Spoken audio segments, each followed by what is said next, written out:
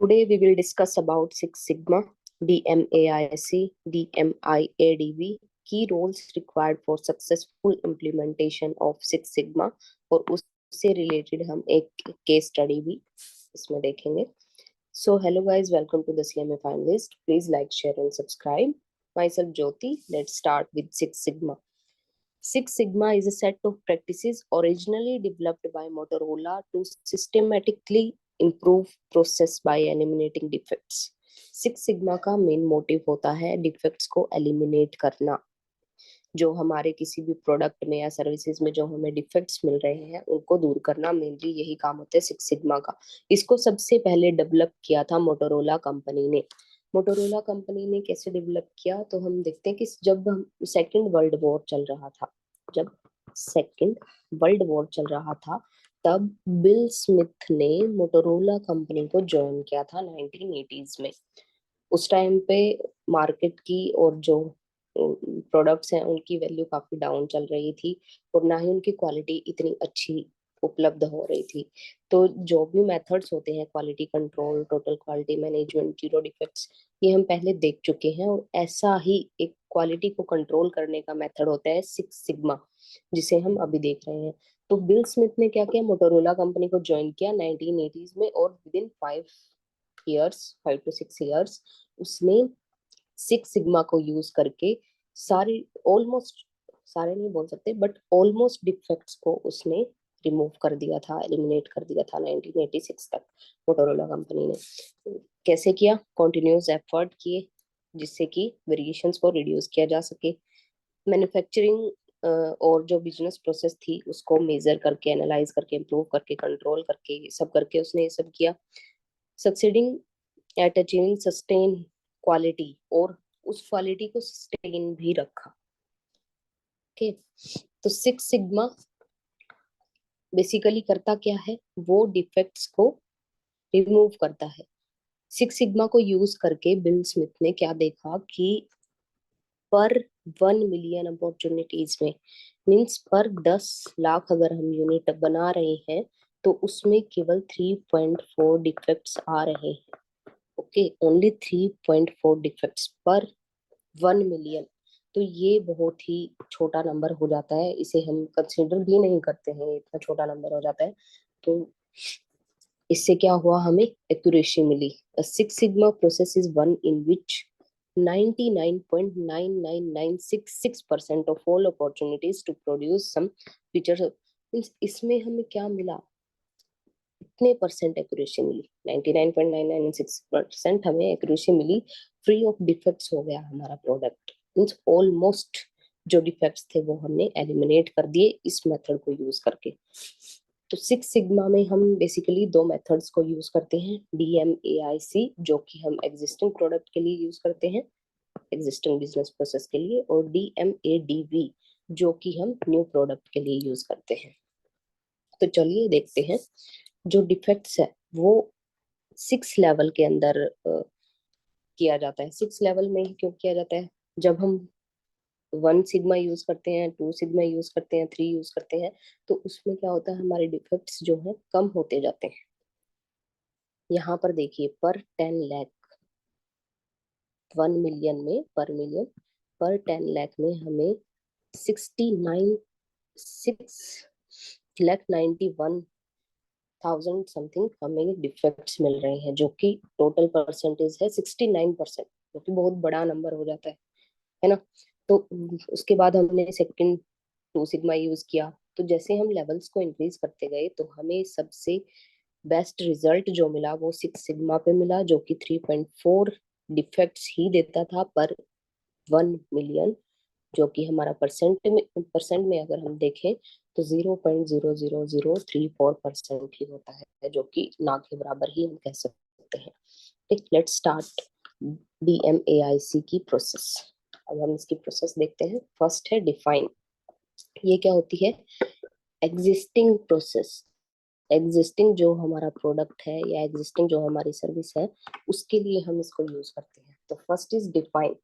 Define में हम क्या, पहले हमें पता होता है कि हमारे ये गोल है, ओके, हमें पता है हमारे ये गोल है तो हम उसको आइडेंटिफाई करते हैं, identify the project goal, then customer को हम डिलीवरेबल है या नहीं ये देखते हैं, और उसके साथ साथ जो हमारी एंटरप्राइज की स्ट्रेटजी है उसको भी साथ में लेकर के चलते हैं। देन उसको मेजर करेंगे।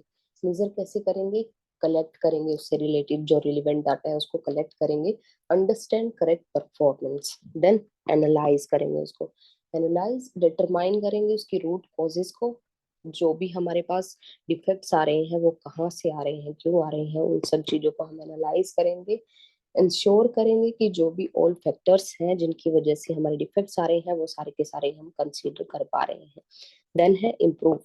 इम्प्रूव, अब हमें पता है हमारे डिफेक्ट्स क्या आए हैं, अब हम उन्हें इम्प्रूव इम्प्रूव करने की कोशिश करेंगे, एस्टेब्लिश करेंगे वो वेज जिससे डिफेक्ट्स को एलिमिनेट कर सकते हैं हम, और उसके अकॉर्डिंग हम प्रोसेस को करेक्ट करने की कोशिश करते हैं। देन हमने इम्प्रूव कर लिया, जो हमारे डिफेक्ट्स है हमें पता है कि ये हमारे डिफेक्ट्स है, उसके बाद हमने उन काम किया, उनको इम्प्रूव किया, देन हम क्या करेंगे? कंट्रोल करेंगे। कंट्रोल कैसे करेंगे? इम्प्रूव हम कर चुके हैं लेकिन हमें कंट्रोल करना भी जरूरी है, क्योंकि हम जब फ्यूचर में आगे प्रोडक्ट्स बनाएंगे तो उसमें डिफेक्ट्स नहीं आने चाहिए। जो अभी तक हमारे डिफेक्ट्स चलते आ रहे थे जहाँ हमने यहाँ पर उनको इम्प्रूव किया, तो वो फ्यूचर में नहीं आने चाहिए, उसको भी हम मैनेज करेंगे इसके अंदर और कंट्रोल रखेंगे। देन DMIADB, इसमें क्या होता है? ये 3 स्टेप जो हमने यहाँ पे देखे, DMAIC, define measure analyse, define measure identify then analyse, ये हमारे सेम होते हैं बिल्कुल, कि हम गोल्स को डिफाइन करते हैं। इसमें क्या होता है? सिर्फ गोल्स हमारा नया होता है क्योंकि ये नए प्रोडक्ट के लिए होता है, न्यू प्रोडक्ट और न्यू सर्विस के लिए हम इसको यूज करते हैं। तो इसमें नए जो हमारे गोल्स हैं हम उसको डिसाइड करते हैं, देन मेजर करते हैं, आइडेंटिफाई करते हैं, एनालाइज करते हैं। इसमें नया है डिजाइन। डिजाइन में क्या करते हैं? इसमें हम प्रोसेस को डिजाइन करते हैं जिससे कस्टमर की नीड्स और कस्टमर एक्सपेक्टेशन को पूरा कर सके। इसमें हम सिंप्लीफिकेशन को यूज करके डिजाइन तैयार करते हैं। ओके, देन वेरीफाई, इसमें हम वेरीफाई करते हैं प्रोसेस को जो हमने तैयार की है, कि इससे हम कस्टमर नीड्स को अच्छे से पूरा कर पा रहे हैं या नहीं कर पा रहे हैं। फिर उस प्रोसेस को रन करके देखा जाता है, अगर वो इम्प्लीमेंट हो सकती है, हमें लग रहा है कि हाँ ये सही है, वेरीफाई हो चुकी है, इस प्रोसेस को हम यूज करते हैं, देन हम उसको हैंड ओवर कर देते हैं ओनर को, मीन्स जिनको वो यूज करने होते हैं उनको हैंड ओवर कर देते हैं। Next is key roles required for successful implementation of six sigma. Six sigma को इम्प्लीमेंट करने के लिए कौन कौन से रोल्स होते हैं, मेन रोल्स होते हैं, उनके बारे में हम देखने वाले हैं अभी। First is executive leadership. Executive leadership में क्या होता है? ये टॉप मैनेजमेंट होती है। ये क्या करती है? ये सिर्फ रिस्पॉन्सिबल होती है सिक्स सिग्मा के विजन को इम्प्लीमेंट करने के लिए। इसका काम क्या होता है? सिर्फ उसको इम्प्लीमेंट करना और रिसोर्सेज को एम्पावर कर देना कि आप नए नए आइडियाज लेकर के आइए और हमारी जो प्रोसेस है उसको इम्प्रूव कीजिए। इनका सिर्फ इतना ही काम होता है। Next is champions. चैंपियंस का मेन रोल होता है, क्योंकि ये क्या करते हैं? जो हमारे मास्टर ब्लैक बेल्ट्स होते हैं उनको ये लीडरशिप प्रोवाइड करते हैं। मेन काम इनका क्या होता है? सिक्स सिग्मा इम्प्लीमेंटेशन में across the organisation in an integrated manner, इनसे सबको जोड़ के रखती है, रिस्पॉन्सिबिलिटी इन्हीं की रहती है ओवरऑल। ओके, ये क्या करते हैं? मेंटर होते हैं एक टाइप से ब्लैक बेल्ट के। देन मास्टर ब्लैक बेल्ट्स, इनका मेन रोल यहाँ पे इसलिए हो जाता है क्योंकि ये अपना पूरा का पूरा टाइम सिक्स सिग्मा की प्रोसेस को ही देते हैं। जो इनके नीचे ब्लैक बेल्ट होती है और ग्रीन बेल्ट होती है, ये उनको गाइड करते हैं टाइम टू टाइम, और जो उन्हें चाहिए होता है वो भी यही लोग प्रोवाइड करते हैं। Then black belts. Black belts क्या होते हैं? जो कि ऑपरेट किए जाते हैं अंडर मास्टर ब्लैक बेल्ट्स। हमने देखा अभी मास्टर ब्लैक बेल्ट्स जो है चैंपियंस के अंडर ये काम करते हैं, इनके अंडर ब्लैक बेल्ट्स वाले काम करते हैं, और ये भी अपना पूरा टाइम सिक्स सिग्मा को प्रोवाइड करते हैं। और ये उन मेथोडोलॉजी को यूज करके उस प्रोजेक्ट में यूज करते हैं जहां से डिफेक्ट्स आ रहे हैं। अलग अलग मेथड्स को यूज करके पता लगाते हैं, आइडेंटिफाई करते हैं कि हमें इस सिक्स सिग्मा में क्या फंक्शंस को यूज करना है, को आइडेंटिफाई करते हैं सिक्स सिग्मा के अंदर और उनको यूज करते हैं। Then green belt, green belt black belts के नीचे होती है, उनके अंडर काम करती है। इनका मेन काम क्या होता है, सिक्स सिग्मा को इम्प्लीमेंट करना, बट उसके साथ साथ ही और जॉब्स की रिस्पॉन्सिबिलिटीज भी उठाते हैं। इनका काम सिर्फ ये नहीं होता कि ये सिक्स सिग्मा के लिए ही काम कर रहे हैं, ये साइड बाय साइड काम करते रहते हैं। सिर्फ इनको गाइडेंस चाहिए होती है ब्लैक बेल्ट्स वालों की, ठीक है, उनके स्पॉट से ये सारे काम करते रहते हैं। Then yellow belt, yellow belt में क्या होता है, ये एज ए ट्रेनी होते हैं। ट्रेंड पूरी तरह से ट्रेंड नहीं होते, बट हाँ ट्रेंड होते हैं, इनको टेक्निक्स के बारे में पता होता है। और लेकिन इन्हें ये नहीं पता होता कि सिक्स सिग्मा प्रोजेक्ट को हम पूरी तरह से कंप्लीट कैसे कर सकते हैं, तो उनको पूरी नॉलेज नहीं होती है, बट ये एंगेज होते हैं उसके अंदर। देन व्हाइट बेल्ट आता है, हमारी जो बुक है उसमें व्हाइट बेल्ट्स के बारे में नहीं दिया है, बट येलो बेल्ट के नीचे एक व्हाइट बेल्ट भी आता है जिसमें सिर्फ ट्रेनी होते हैं जो कि फोकस रखते हैं चीजों पे कि हाँ येलो बेल्ट वाले ये कर रहे हैं, ग्रीन बेल्ट वाले ये ऐसे कर रहे हैं काम को। तो इनका मेन काम होता है ये ट्रेनिंग लेते हैं वहां पर और ये देखते हैं कि सिक्स सिग्मा रूल्स को ये कैसे अप्लाई कर रहे हैं और उनके मेथड्स को समझने की कोशिश करते हैं व्हाइट बेल्ट्स में। ओके, अब हम इसकी केस स्टडी के बारे में देखते हैं। केस स्टडी इन्होंने फोर्ड मोटर्स पे दी हुई है। सिक्स सिग्मा मेनली दो काम करता है, रिड्यूस करता है हमारी कॉस्ट को और इम्प्रूव करता है एनवायरमेंटल इम्पैक्ट को। बेसिकली फोर्ड मोटर्स ने इन दो पर्पसेस के लिए सिक्स सिग्मा को यूज किया था। तो देखते हैं, जो रेड फोर्ड ने, फोर्ड मोटर्स जो कंपनी थी उसने रेड फ्लैग के अंदर कुछ चीजों को रखा। उन्होंने मंथली वैल्यूज दी और जो टारगेट फिगर्स थी वो ली और उनको रेड ग्रीन येलो में इवेल्युएट कर दिया। हम एक एग्जांपल लेते हैं, जैसे कि कॉस्ट का लें या प्रोडक्ट का। चलो प्रोडक्ट का लेते हैं। प्रोडक्ट क्या है फोर्ड मोटर्स का, बेसिकली ये मोटर्स बनाती है।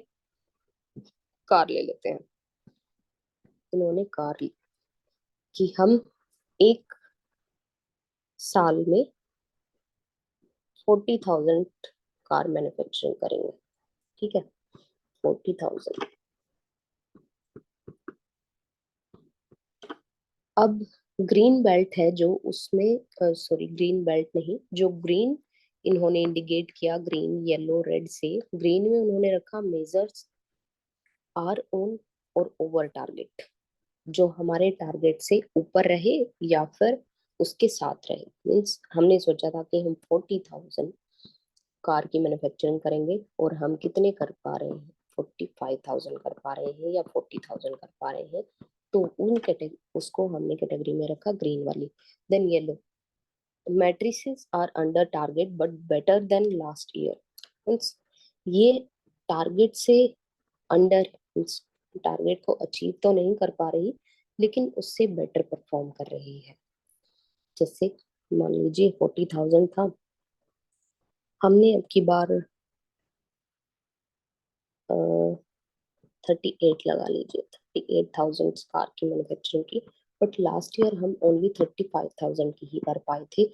तो अब क्या हो रहा है, वो बढ़ रहा है, पॉजिटिव रिजल्ट हमें दे रहा है। तो वो जब हमें पॉजिटिव रिजल्ट मिल रहे हैं तो हम उसे येलो के अंदर रखते हैं। देन रेड, यहाँ पर जो अंडर टारगेट है, अंडर टारगेट मान लीजिए हमें 40,000 चाहिए था बट हम 30,000 ही कर पा रहे हैं। नेक्स्ट ईयर भी हम 30 कर पा रहे हैं या उससे भी कम कर पा रहे हैं, 29,000 कर पा रहे हैं। तो उन सबको रेड के अंदर रखा गया। तो इन द फॉल ऑफ 2009 में उन्होंने देखा कि जो बॉडी पेंट कंजम्पशन है फोकस और कुगा की, फोकस और कुगा ये बेसिकली कार के दो टाइप्स हैं।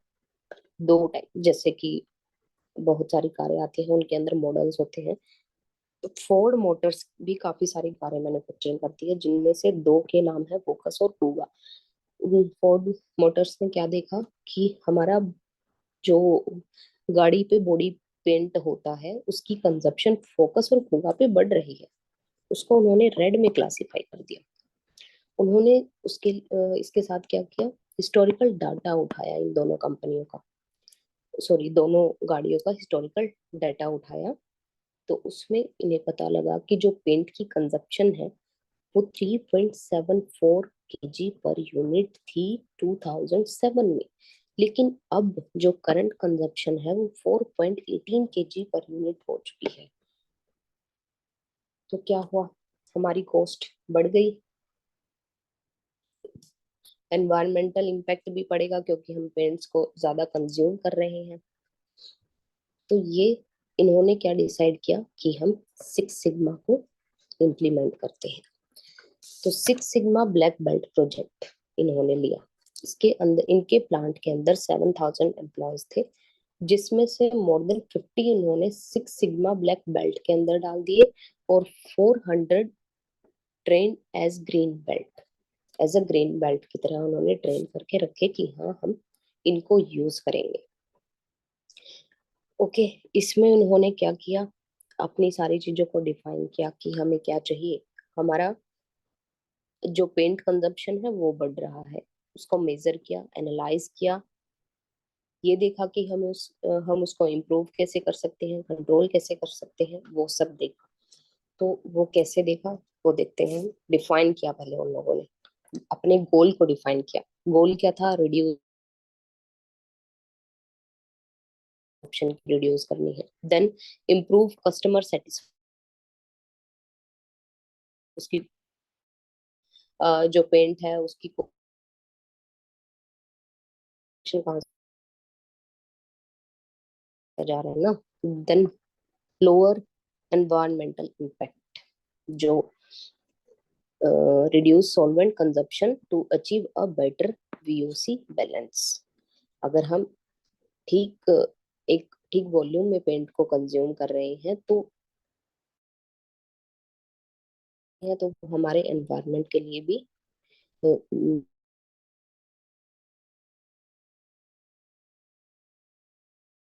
वो बैलेंस भी बेटर।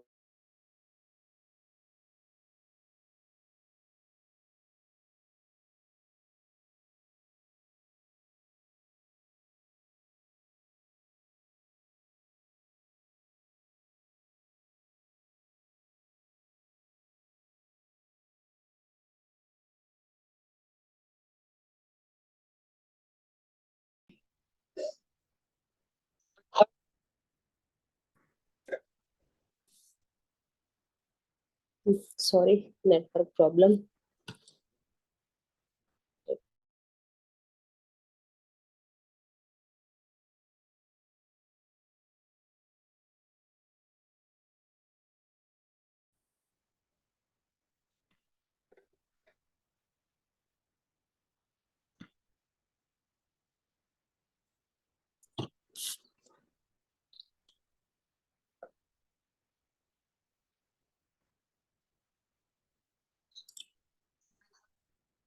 सॉरी, नेटवर्क चला गया था मेरा। चलो स्टार्ट करते हैं। मेजर, हमने डिफाइन कर लिया कि हमें क्या क्या चाहिए, देन मेजर करेंगे। मेजर के अंदर हम क्या करते थे, डाटा को कलेक्ट करते थे। किससे रिलेटेड डाटा चाहिए हमें, डेली बेस कोड कंजप्शन, कि हमारा जो डेली का कंजप्शन है पेंट का वो कितना हो रहा है। पेंट फिल्म थिकनेस चेक करेंगे कि हम जो पेंट कर रहे हैं उसकी थिकनेस कितनी रख रहे हैं हम। कंजप्शन पर रोबोट, जब हम रोबोट यूज कर रहे हैं तो कितनी कंजप्शन हो रही है। जब मैनुअली यूज कर रहे हैं पेंटर, पेंट करने के लिए मैनुअली लोगों का यूज कर रहे हैं तो कितनी कंजप्शन हो रही है। First time through rate versus consumption, जो हमारे low rate means more repair which translate to higher bus base code use means, ये देखेंगे कि हम कितने बेस कोड यूज कर रहे हैं। एक दो तीन, पेंट के भी जैसे कोड यूज करते हैं ना हम, एक बार अप्लाई करते हैं, दो बार अप्लाई करते हैं, वो कितने यूज किए जा रहे हैं। एप्लीकेशन इक्विपमेंट, जो हमारे इक्विपमेंट्स हैं वो सही है या नहीं, डैमेज तो नहीं है, टेक्निकल प्रॉब्लम तो नहीं है ना कुछ उसमें, वो सब देखेंगे। उसके बाद हम एनालाइज करेंगे।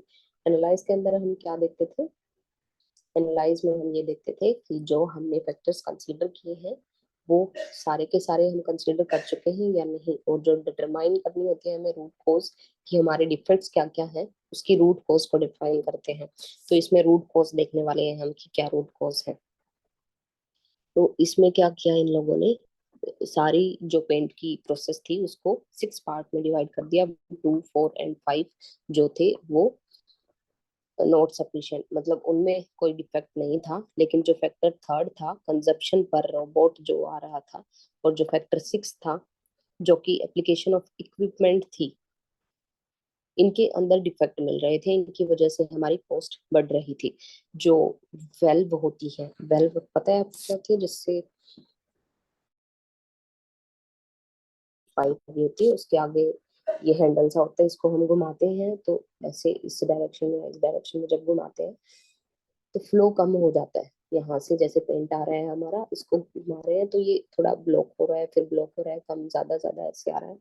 तो ये इसको वेल्व बोलते हैं। यहाँ से हमारे पेंट को लाइक स्प्रे स्प्रे तो नहीं बोल सकते, बट यहाँ से हम कंट्रोल कर रहे हैं उसको। ठीक है, वेल्व। तो इन दो चीजों में डिफेक्ट मिल रहा है। एक तो हम जब रोबोट को यूज कर रहे हैं तब हमें ज्यादा पेंट यूज करना पड़ रहा है, और जो हमारी वेल्व है वो भी डिफेक्टिव हो सकती है, तो उसकी वजह से भी हो रहा है। देन हम क्या करेंगे, हमने एनालाइज किया कि दो दो हमारे लेवल में चीजें आ रही हैं जिनकी वजह से पेंट की कॉस्ट इंक्रीज हो रही है। देन हम उनको इम्प्रूव करेंगे। इम्प्रूव कैसे कर सकते हैं? Team used a variety of tools to develop solutions, improvement actions to address two likely root causes: value stream mapping and benchmarking inclusive tools। हाँ, जो वेल्व थी हमारी, इम्प्रूव में बेसिकली हम देखते क्या है, एस्टेब्लिश करते हैं वो वे जिससे हम रिमूव कर सके उन चीजों को। हम क्या कर सकते हैं, जो स्प्रे टाइप में आता है, ये जो हमने यूज किया, ये इसकी जगह हम ऐसे एक बोतल टाइप में ऑटोमेटिक आता है, ऐसे स्प्रे करता है वो, उसको यूज कर सकते हैं। हम रोबोट ना यूज करके मैनुअली यूज कर सकते हैं, मैनुअल सॉल्यूशन लेके आ सकते हैं। Okay, then liftage robot factors, potential solutions were identified, develop a new cleaning program. हम एक नया क्लीनिंग प्रोग्राम डेवलप कर सकते हैं। रोबोट प्रोसेस है जो हमारी, उसको मैनुअली कर सकते हैं हम, सॉरी। और जो हमारा पेंट का था, जो ये हमारा वेल्व जो हम यूज कर रहे थे, उसकी जगह हम इलेक्ट्रोलास्टिक पेंट एप्लीकेशन यूज कर सकते हैं, जो मैंने बताया कि ऐसे करके होता है। आप अगर सर्च करोगे तो आपको मिलेगा, ऐसे स्प्रे करता है वो पेंट को, से एक जगह पे नहीं लगाता, ऐसे स्प्रे करता है, स्प्रेड करके यूज होता है। ओके, देन जब हमने इम्प्रूवमेंट को लगाया तो हमने क्या देखा, इम्प्रूवमेंट क्या हुई, हमारा कॉस्ट करंट ये आ रहा था, और हमने cost consumption 3.3 kg per unit कर दी। 2007 में 3.74 समथिंग कॉस्ट थी हमारी, और उसको देख के हमने करंट सिचुएशन का पता लगाया था कि हाँ, करंट में हम बहुत ज्यादा यूज कर रहे हैं, जो कि 4.18 थी। अब हम 2007 में 2009 में हमारी ये कॉस्ट आ रही थी, 7 में ये आ रही थी, और अभी जो हमने 6 सिग्मा लगाया तो हमारी 3.3 कॉस्ट आ रही है। ओके, देन कंट्रोल करेंगे। कंट्रोल में क्या करते हैं, हम फ्यूचर की अपनी परफॉर्मेंस को मैनेज करेंगे। अब हम ये देखेंगे कि जो हमारी इन दो प्रोसेसेस में, वेल्व और जो रोबोट में हमारी प्रॉब्लम आ रही थी, वो फ्यूचर में ना स्टेबल रहे, वो आगे कंटिन्यू ना रहे। This helps ensure that paint consumption will remain within specifications, कि वो सेम रहे, उसकी कॉस्ट बढ़े ना, आगे भी उसको कंट्रोल में ही रखें हम। Okay, so thank you guys for watching this video. Next video में हम देखेंगे डिसीजन मेकिंग टेक्निक्स के बारे में। ये वीडियो मैंने बहुत टाइम बाद डाली है, तो sorry for that. I will try my best कि मैं जल्दी से और वीडियोस भी डालूं। ओके।